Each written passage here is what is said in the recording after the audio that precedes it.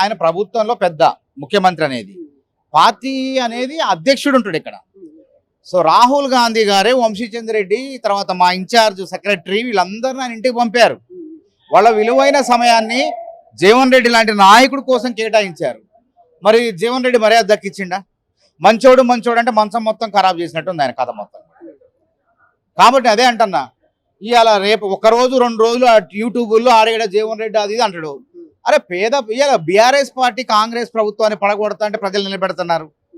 ఇవాళ 3,30,000 మందికి సన్నబియ్యం వస్తుంది.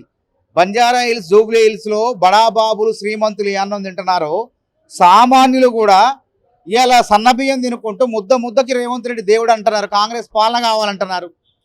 బీఆర్ఎస్ 10 ఏళ్ల పాలనలో ఒక ఇందిరమ్మ ఇల్లు, ఒక డబుల్ బెడ్రూమ్ అని చెప్పి వాళ్ళ ఫామ్ హౌస్లు కట్టుకున్నారు. మరి కాంగ్రెస్ పాలనలో ఇప్పటికే 1,15,000 ఇందిరమ్మ ఇళ్ళు పూర్తయిన గృహ ప్రవేశాలు కూడా అయినాయి. మరి పేద ప్రజలకు ఇల్లు కట్టుకుంటూ అభివృద్ధి చేసుకుంటూ 6 గ్యారెంటీలు అమలు చేసుకుంటూ ముందుకు పోతుంటే మరి లూటీ చేసిన పార్టీలోకి మరి జీవన్ రెడ్డి సోయి లేకుండా ఎట్ట పోతారు? అసలు ఇంగిత జ్ఞానం ఉండాలి కదా.